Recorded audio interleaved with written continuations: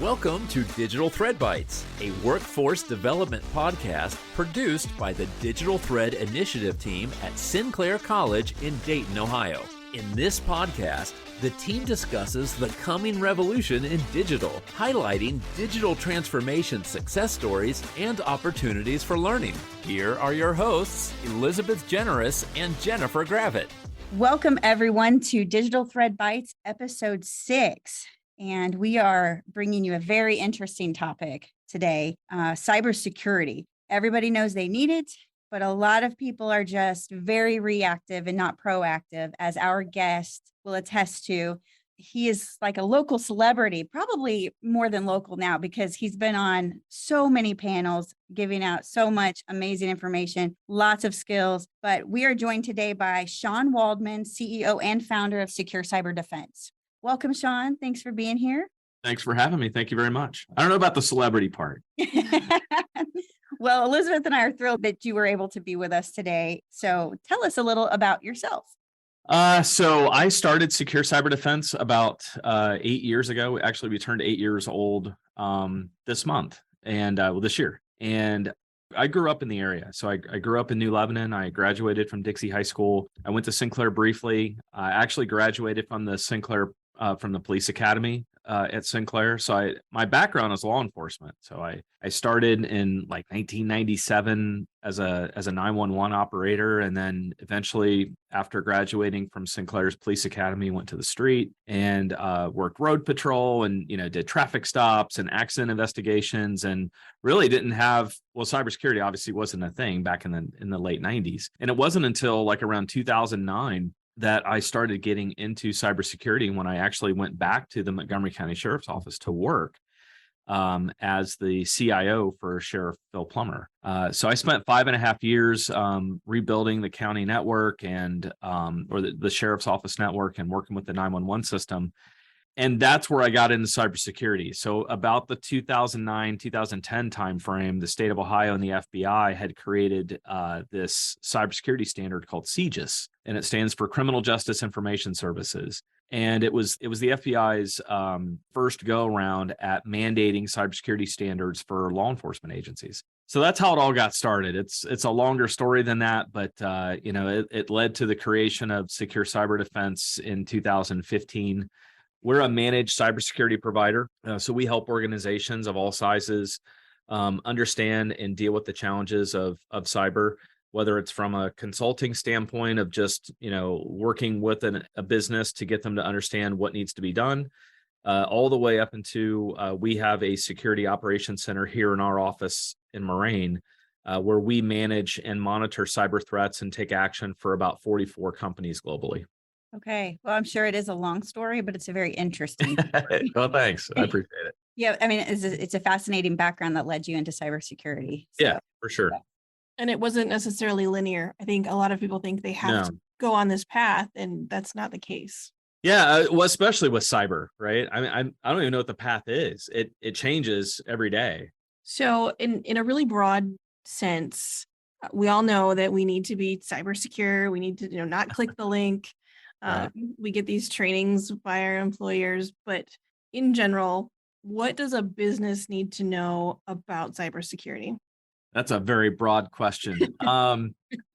So I thought I knew that you guys might answer something this broad. So here's how I would tell you how, when we work with organizations, this is how I would answer that. The first step is awareness. So organizations of any size cannot just jump into cybersecurity. It's too complicated. There's too many vendors. It's a very saturated market right now. So we usually start organizations with, what do you need? And the way we get that answer is through a risk analysis. So a business really has to evaluate their risk. Who are they? What type of business are they operating? What type of data are you handling?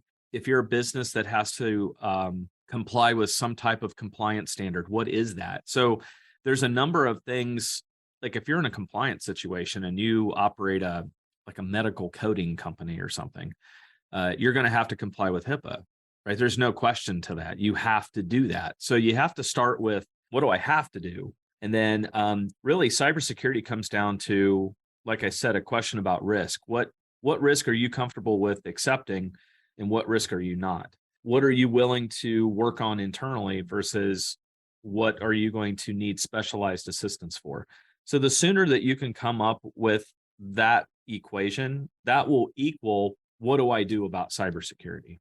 That's really interesting. And it leads into our next question really, really well, because asking you for your advice, what would you tell small to medium-sized manufacturers that are really looking to automate or start their own digital transformation journey?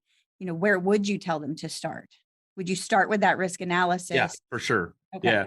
One of the things that just from a manufacturing standpoint, one of the things that we got into a couple of years ago is critical infrastructure. There are pieces of manufacturing, especially when you get into like advanced manufacturing and things that involve like Department of Defense work, where there are critical controls, there are critical systems inside a manufacturing environment. Like maybe it's an OT type network, right? Operational technology. And those are specialized actions that need to have taken place in order to protect critical pieces of the manufacturing process. So really, dialing down, and this comes out of that assessment piece that I started with, like that awareness piece. I'm a manufacturer. This is what I make. This is what my control system looks like. I don't want my operational technology network to be impacted by a cyber event. So I want to put extra protection there. We do find that a lot of manufacturers don't really have that level of knowledge of their systems to know that that area needs to be protected in a specialized way. That's a good point. Just again, it's like with a lot of things we've talked about on this podcast, is starting with the basics. Yeah, there was a term that I did an engagement about a month ago for elected officials in Warren County, and I did a session where I got with a bunch of elected officials and we just went over the basics. And the term that came out of that was, at the end of the session, I said, just don't get beat by the basics. And it really resonates. What you said is really something that people can focus on. It's very easy to get, down rabbit holes and paths that you shouldn't be going down, when really it comes down to hygiene, just basic hygiene. Just make sure that you're patching, make sure that you're educating your staff. I mean, there are a number of just very easy things, low-hanging fruit, if you will, that can be done. And I think cybersecurity becomes and has become a very intimidating industry. So as a business owner, I'm not talking about myself, but if I was in the shoes of a business owner, I would be very intimidated, and almost to the point where paralysis by analysis, right? Right. I would almost scare myself into a situation where I wouldn't take any moves because I'm afraid how much it's going to cost. I'm afraid that it's going to bankrupt me, or I won't be able to afford cybersecurity. So I'll just put my head in the sand and I just won't ask any of the questions, right? Hear no evil, Take see your no evil. chances. Take Yeah, your right. chances. No, absolutely. Yeah. So, our focus is the digital thread and how data flows in a process. And part of that, we've been intentional to include cybersecurity. And that's why we're excited about this episode. Considering the digital thread and that push and your expertise in cyber, what keeps you up at night? Well, I have a different perspective on that because, like I said, there's 44 organizations that entrust us with their cyber every day. So what keeps me up at night is there are things that I can't control. So as a business owner and providing cybersecurity services to businesses, I can control my process and I can control the technology that we manage, but I can't control the end users. There's a lot of trust that goes into this industry.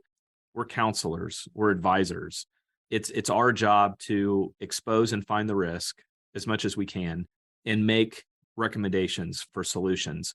I think in the context of a digital thread, the thing that probably fears me the most is there's not one organization that I'm aware of that is aware of what data is in their environment. Compound that with the COVID situation where, users went home and took devices home, and we see evidence every day of that digital footprint got just blown out of proportion. So there's data at corporate, there's data on personal devices, there's data on, this is corporate data. There's data in the cloud, there's data on phones, on tablets. The controls weren't properly put in place, because obviously the world didn't know that something like this was going to happen.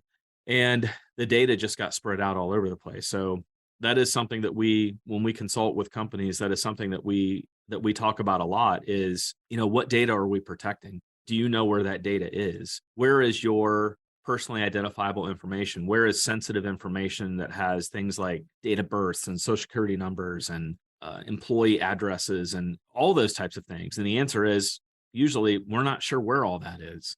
That is a very humbling and scary thought, because you just brought up something that I don't think most people even think about. They're like, look, we just sent everybody home, and we sent everybody out there and deployed them to work wherever they were just to stay afloat, to stay alive, right? In business. That probably wasn't even a thought. And so now you're like saying that they don't even know. They don't know where all the data is. It could be anywhere. It may have been a thought, certainly an afterthought. Right. Right. When people realized that, we saw, I don't know, probably 6 or 8 months into it, we were seeing organizations getting compromised through personal, through VPNs. So employees, logging back into the corporate infrastructure. Hackers were actually compromising people that were VPNing in from home and getting access to the data that was on their devices. And then we actually saw situations where maybe an employee got sent home and they weren't sent home with a corporate device, but they were sent home with the VPN capability. So they would go home on their personal computer that's at home that their kids and teenagers and, everybody's been using, and they'd load the VPN software onto their personal device at their house and then create a log, actually get a connection to corporate. And then, was that device already compromised? What happened with that device before you connected to the corporate network? And then they would just keep working. So they'd start saving stuff off of the corporate network onto their personal devices. So it became a really big mess when, basically corporations lost track of where their corporate data was residing. It's a big snowball of, I have no idea where the data is. Big snowball of data. Yeah. Yeah, that's a good way to put it. Wow. Well, I also thought you were going to mention maybe that literally phone calls do keep you up at night when people have been penetrated. It used to, right? Sure. I mean, in the beginning, yeah. When it was just me and, the guy that helped me start the company, we were answering phones, all night long. Fortunately, we're big enough now where, the CEO isn't exactly, the first call in, but I do take a lot of first calls because we still perform a lot of breach response to companies that are just, in really bad shape. I'll usually get those first phone calls. So I'll be the first one to talk to an organization that says, hey, we've got ransomware. We're completely down. There's nothing we can do. Can you help me? Those are tough calls. So to be extremely tough calls. And I feel like it's probably a blessing they have somebody they feel like they can call, but also, they're panicking and you're trying to keep them calm. And at the same time, that it's time sensitive and critical. Yeah, I'd like to think that my training and experience as a public servant, specifically in being a 911 operator and, dealing with the public as a police officer, prepared me for those types of phone calls. We were just talking this morning about, some of the things that I encountered as a 911 operator. And that's really what happens, right? Somebody calls my cell phone number and I'm the 911 operator. So I'm picking up the phone and going, what is your emergency? Right. And, there's a lot of PTSD for organizations that have been through a breach. It's an extremely traumatic event. So I like to say that I'm a victim advocate. In the law enforcement world, there are victim advocates for victims of crime. Well, organizations that go through a ransomware event or some type of business email compromise and, millions and millions of dollars are stolen, certainly they're a victim of crime for sure. But there is also a traumatic piece of that that goes with it, right? You were still violated. Somebody accessed your information, whether that's, they walked in, no different than them walking in or breaking into your home, right? You were still violated and they took something that wasn't theirs. Absolutely. A lot of people have felt that personally, like when you get that email that, your Facebook has been compromised or your email has been compromised. And right. So you could feel that personally, but yeah, right. Business, oh my gosh. Like when you're hacked and somebody's like, did you send me this picture? Yeah. That is so unlike you. Yeah, because it wasn't Wasn't me. like that feels Yeah. personally. Or I just saw somebody on Twitter yesterday that I know really well, and that person posted a snapshot of somebody is replicating her Twitter account. So they've got her picture and a close name of her Twitter handle, but somebody is stealing her identity, Right. and that's personal, right? Yeah. That's very Awful personal. feeling personally. Mhm. So as a business to then be responsible for other people's information, that so much There's responsibility Big there. punch to the gut for Yeah. sure. Oh Yeah. yeah. Yeah. Yeah. Well, in that vein, where can listeners find resources to connect with secure cyber defense? The best place is to start with our website. There's a contact us form that kind of gets the process started. Okay. But you can find me on Twitter at Cyber Waldman. You can find Secure Cyber Defense on YouTube. There's a number of updates that we give on YouTube. I have a huge following on LinkedIn, and I'm known to hop on LinkedIn from time to time and put intelligence information out there, just warning the general community about threats. Right. And then you like you said, you kind of started off with it. You can kind of see and find me in the community. A lot of speaking events. I'll be speaking at the Central Ohio ISSA conference in Columbus in April. Okay. We just finished up Technology First last week, and I did some sessions there. So usually I'm good about those social media outlets I just gave you, and we're good about letting people know when I'm going to be out and about from a speaking perspective. But if you're a business owner or you're part of an organization, and you can get an audience together, I will certainly come out any day. Our philosophy is it's not about selling cybersecurity, it's about educating people about what they need to know. Because everybody knows I'm a vendor, and I'm known for education first. Our philosophy is just, you'll come up to me, and if you think I'm the one and you want to do business with us, that's on you. But I think the main part is just educating. And we started something here at Secure Cyber Defense in January called the Dayton Cyber Collective. Starting in April, we're going to be meeting on the third Wednesday of the month, and it starts at 7:30. It's free. It's an hour and a half. We feed you. We bring a speaker every month. We're starting a new technology session in April, starting with hopefully Recorded Future, which is a threat intelligence company out of Boston, and continuing with that track, just educating executives and business owners and key folks about what they need to know about cybersecurity. That's great. Is that 7:30 a.m. or p.m.? Yeah, it's 7:30 a.m. Good question. So it's an early one, but those types of early meetings usually go pretty well because it works well with people's schedules and that they can get back to work. Oh, sure. And where are those held? They're held here at our office. So we're at the Tyler Technologies building in Moraine, right off 75. Yep. It's known for its prestigious lawn. Used to be the old Miller Valentine headquarters, but we're really easy to locate. It's one Tyler Way in Moraine. The best thing to do to get the information on, when we're having these is to hit that contact us form on the website so that we can get you added to our email distribution list. That is fantastic. And another event coming up will be our April workshop, where Shawn has been gracious to hold a 1-hour workshop here at Sinclair on April 12th from 10 to 11 a.m. And that will be a hybrid event. And you can go to our workforce development under solutions. You'll find Digital Thread, and that'll be posted there. You can register for that workshop, and you can meet Shawn in person or log in virtually and find out some more information. So we're looking forward to that event for sure. I am too. I'm really looking forward to that. Well, thank you, Shawn, so much for answering our questions, for taking time out of your very busy day and helping us to educate people about cybersecurity and Digital Thread. We really appreciate it. Of course. Thank you for having me. Thank you for listening. The Digital Thread Initiative team would like to thank Sinclair College, prime contractor Arctos, United States Air Force, and our guests for walking into the future with us. If you'd like to contact Sinclair's Digital Thread Initiative, please email sinclairdigitalthread@gmail.com.